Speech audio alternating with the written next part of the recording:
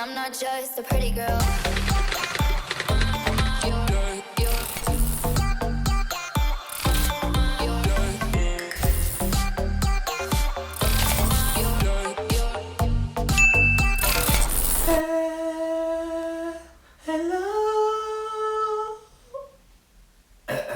Salut tout le monde, comment vous allez? Donc bienvenue sur ma chaîne pour une nouvelle vidéo.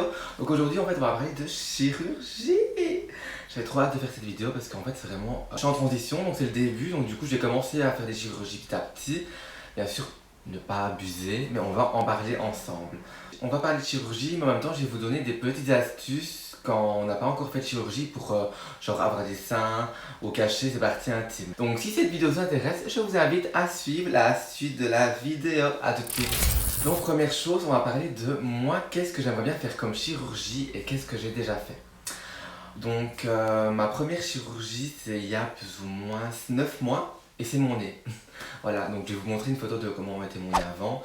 En fait mon nez a carrément féminisé tout mon visage. J'avais pas un visage fort masculin de base, mais mon nez c'était vraiment quelque chose qui me complexait à crever. Mon nez c'est vraiment quelque chose que non, ça, je ne supportais pas. J'ai eu l'occasion de le refaire, donc du coup j'ai refait mon nez pour le courber et le remonter. Donc du coup pour ça c'était vraiment génial. Je n'ai pas payé, c'était remboursé par la mutuelle parce que justement j'avais un problème avant, donc du coup en fait j'ai profité de ce problème pour refaire mon nez en même temps. Donc du coup c'est une chance.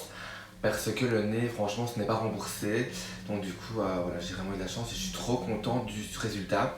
Ce que j'aimerais bien faire d'autre, j'aimerais bien faire ma mâchoire. Pourquoi? Quand on est en transition, vous allez peut-être me dire que ça ne se voit pas ou vous n'allez pas prêter attention à ma mâchoire. Pour moi, je vois encore un garçon quand je me regarde, même si pour vous, vous dites non, non, non, non. Mais moi, voilà, je vois toujours un garçon. Parce qu'en fait je me suis connu avant, ce qui est normal. Et en fait les personnes qui sont en transition pour vraiment voir un changement et se dire oui, je me sens bien dans ce corps en tant que femme ou inversement en tant que garçon. Parce que bien sûr il n'y a pas que des garçons qui deviennent des filles, il y a aussi des filles qui deviennent des garçons. Il y a même des filles qui deviennent des chefs, ça existe aussi, oui chaud. Même des garçons qui deviennent des éponges. Je suis désolée, je devais absolument la sortir celle-là. Enfin, moi je sais plus où j'en étais, mais ce que je voulais dire c'est que voilà, pour nous voir un réel changement, en fait il faudrait vraiment tout refaire quoi. Pour vraiment ne plus voir la personne qu'on était avant, plus voir les mêmes traits et tout. Et c'est ça qui est difficile en fait quand on est en transition, c'est parce qu'en fait on avance à l'aveugle, on sait pas exactement à quoi on va ressembler. On a, oui, des petits doutes dans le sens que voilà, on met des perruques donc du coup on se dit ah oui, ça on va ressembler à ça avec des longs cheveux. Voilà, il y a plein de choses ainsi qu'on peut s'imaginer dans l'avenir, dans le futur par rapport à notre corps.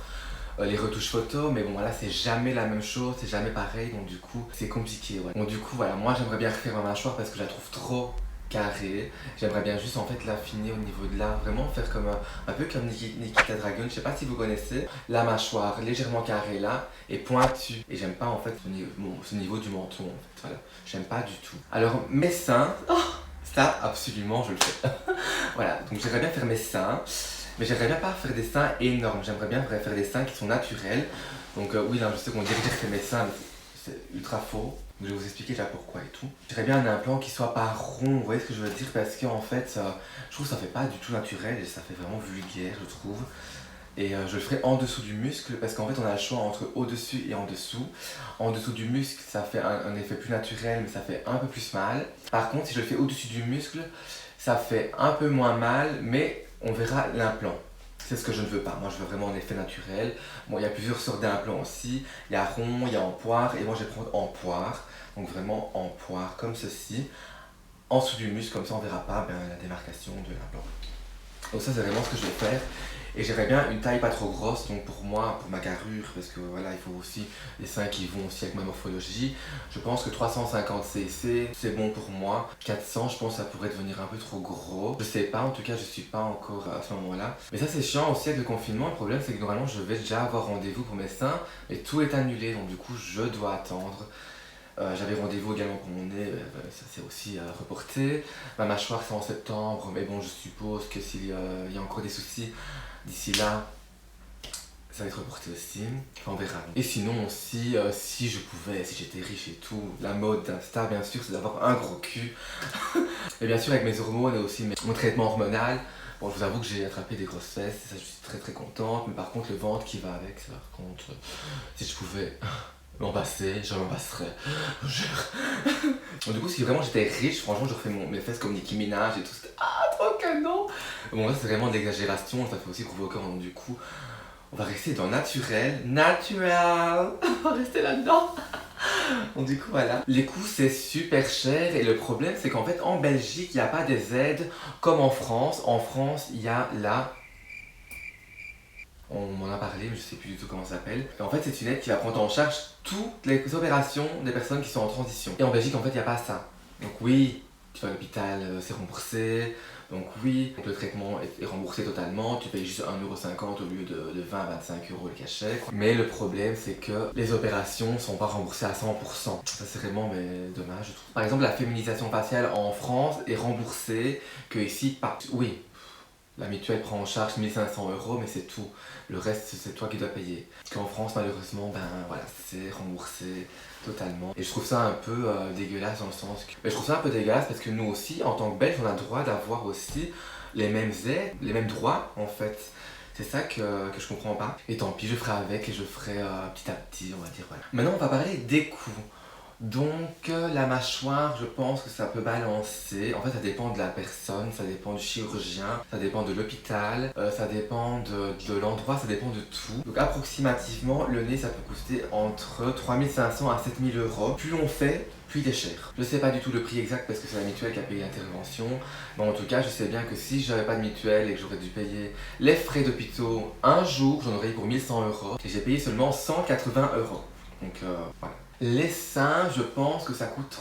En fait, ça dépend aussi de l'implant. Parce qu'il y a un implant qu'on doit enlever tous les 5 ans, oui, parce qu'en fait, ça garde pas la vie. Il faut changer. Donc, l'implant, il y en a deux, je crois. Il y en a un qui c'est tous les 5 ans et l'autre tous les 10 ans. Ou alors c'est tous les 10 ans et tous les 15 ans, je sais plus. Donc, ça dépend donc, de la qualité de l'implant, donc la durabilité, je crois qu'on dit. Et ça dépend aussi de la forme, de comment il est, en dessous du muscle, au-dessus du muscle. Et ça peut coûter entre 2500 et 4000 € si je ne me trompe pas. La mâchoire, bon ça peut coûter super cher, ça dépend vraiment de ce qu'on peut faire. La mâchoire c'est plus ou moins dans les mêmes prix aussi, c'est plus ou moins entre 2500 et 4000 €, ça dépend vraiment de ce que vous faites. Mais une féminisation faciale complète, ça peut monter dans les 15 000, 20 000 €, ça peut vraiment aller très très haut. C'est pour ça que si c'est remboursé c'est mieux. Ou alors si vraiment on est riche, ok, je comprends, mais bon voilà. Bon après si vous allez chez le chirurgien de Kim Kardashian, je pense que vous allez payer 60 000 € pour une féminisation faciale quoi. Donc en fait ça dépend vraiment de où vous allez, mais sinon approximativement c'est ces prix là. Donc je vous ai pas parlé de la vaginoplastie parce que je compte pas la faire parce qu'en fait simplement je ne suis pas prête à faire cette opération. Premièrement c'est 50-50, soit c'est réussi soit c'est pas réussi, ça fait vraiment peur. Deuxièmement je me sens également pas du tout complexée de ce qui se cache derrière ce pantalon. Donc du coup, ouais. Avec mon ouverture d'esprit, je trouve que le sexe d'une personne, donc un vagin ou un pénis, ne définit pas un genre, ne définit pas un sexe. Donc pour moi, je peux trouver très beau une fille avec un pénis comme un garçon avec un vagin. Je trouve que rentrer dans une case pour plaire à la société, c'est ridicule. Je connais beaucoup de filles transgenres qui gardent leur pénis et qui sont très belles, ça ne se voit pas. Qui ont des copains, des situations sérieuses comme des fois pas sérieuses. Par contre, je connais rarement, je n'ai jamais vu de filles qui deviennent des garçons. Et ça, franchement, ah si, j'en connais une, si, mais c'est vraiment très rare, j'ai l'impression, de l'autre côté. Et ça se voit pas du tout, et il y en a qui aiment garder leur vagin, et voilà, c'est leur choix, ça regarde personne, ça regarde pas Pierre, Paul ou Jacques, ce que t'as derrière le pantalon, vous voyez ce que je veux dire. Donc si vous vous sentez bien en tant que femme avec un pénis, ben écoute, c'est votre choix et les gens n'ont pas besoin de le savoir. Pour moi, une femme, ça ne se définit pas, comme je vous dis, à un sexe, pour ma part en tout cas. Donc je me sens très à l'aise avec ça et donc voilà, pour moi je suis une femme. Oui, je vais faire mes seins, donc oui, je vais faire tout mon traitement correctement, mais je vais garder mon pénis parce que voilà, simplement que je me sens femme totalement mentalement, mais sexuellement parlant, je n'aime pas le sexe hétéro, je préfère le sexe gay. Donc voilà, donc c'est vraiment quelque chose qui est difficile à parler parce que les gens disent oui, fille, vagin, garçon, pénis, si tu changes, je dois faire tout correctement et tout transformer. Mais voilà, c'est pas la vie de tout le monde et moi en tout cas mon avis c'est ça, je reste ainsi. Et je me sens femme et je serai toujours une femme et c'est pas pour ça que je vais garder mon sexe que pour moi je serai toujours un garçon. Je suis plus un garçon, je suis pas un garçon.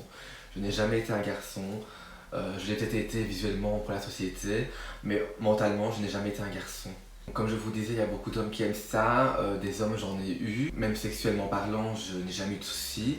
Il y a beaucoup, je vous jure, beaucoup d'hétéros qui viennent me parler et que ça les dérange pas. Pourtant, on pourrait croire que, mais pas du tout. Je me rappelle qu'au début de ma transition, je me suis exprès inscrite sur tous des sites de rencontres, juste pour savoir si j'allais plaire, voir si ça dérangeait.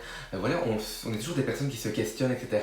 Donc du coup, j'ai fait ça et je voyais que je plaisais et que ça ne dérangeait pas du tout quand je venais à ce genre de discussion-là. On peut plaire également, mais aussi, voilà, on peut aussi vouloir également une relation sérieuse et stable.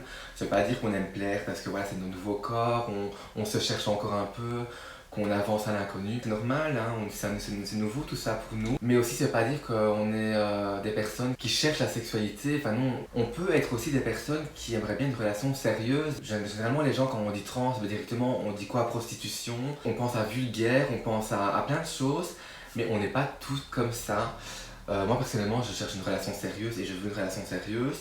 Et stable bien sûr, mais c'est pas pour ça que j'aime pas plaire, vous voyez ce que je veux dire? Donc du coup, plaire, c'est normal qu'on aime bien plaire, c'est normal qu'on aime bien jouer sa féminité, de se mettre en valeur, pour s'aimer soi-même. En tout cas, je parle pour moi et que je suis content d'être ce que je suis devenu. Mais c'est pas pour ça qu'on est une salope, qu'on est une pute, qu'on va ailleurs à gauche à droite, que je me prostitue, pas du tout, non. Et souvent en fait les hommes sur les sites de rencontres, ils pensent qu'on est des fantasmes. Alors, je suis désolée, ça va être vulgaire ce que je dis, mais parce que voilà, on est trans, donc là je suis pas encore opérée de nulle part, donc du coup je suis un peu entre les deux. Puis le fait que j'ai mon sexe, ça sera toujours entre les deux. Donc du coup voilà, ils nous prennent pour des fantasmes et ça c'est un truc que je ne supporte pas. Ou alors les expériences sexuelles, il y a beaucoup d'hommes qui veulent aussi. Comme je vous ai dit, il y a beaucoup d'hétéros qui aiment ça parce que c'est nouveau, c'est spécial, c'est différent.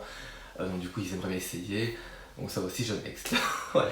Donc du coup c'est pas pour moi. Là j'ai l'impression que vous parlez de la sexualité, donc du coup sinon ça parlait des chirurgies, mais bon voilà, ça va un peu avec tout ça, ça parle de la sexualité également. Après voilà, je ne juge personne, chacun fait ce qu'il veut de son cul.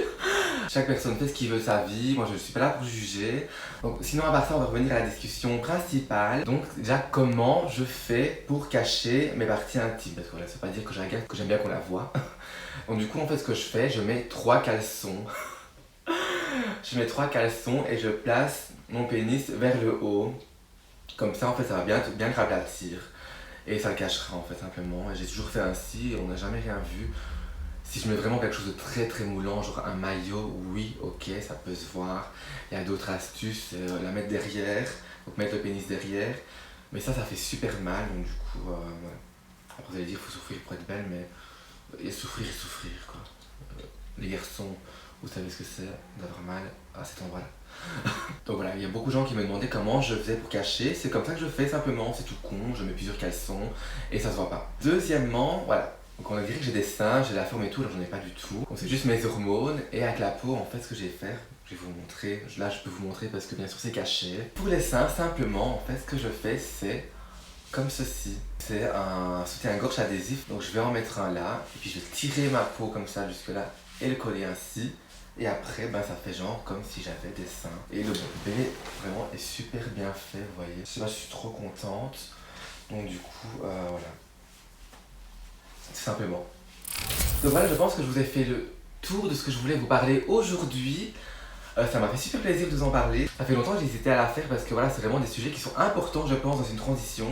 N'hésitez pas à commenter cette vidéo, à dire votre avis par rapport à cette vidéo, ce que vous pensez, si vous avez déjà fait des chirurgies, comment ça s'est passé, si c'est bien passé ou pas, si vous regrettez ou pas. Franchement, tout commentaire est bon à prendre et je répondrai également individuellement ou dans une prochaine vidéo. Mis à part ça, n'oubliez pas d'aller vous abonner à tous mes réseaux. Je suis très actif sur Insta et sur Twitter. Twitter, je n'aime pas du tout. Je suis très actif sur Insta et sur Snapchat, donc du coup n'hésitez pas à vous abonner à moi. Mon Snap et mon Insta... J'ai craqué mon doigt. Mon Snap et mon Insta sont à la fin de cette vidéo dans l'introduction de fin. Donc sinon je vous fais plein de bisous et on se dit à la prochaine pour une nouvelle vidéo. Bisous.